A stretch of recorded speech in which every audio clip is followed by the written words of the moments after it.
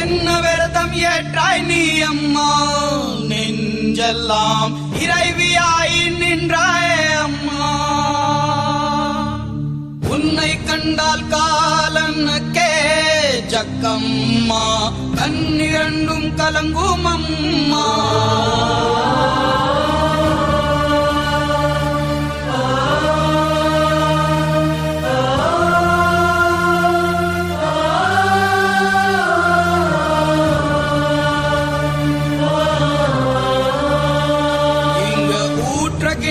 ரத்த தாரைதான் உன் தூணிவுக்கு ஆரத்தியாய் போனதம்மா.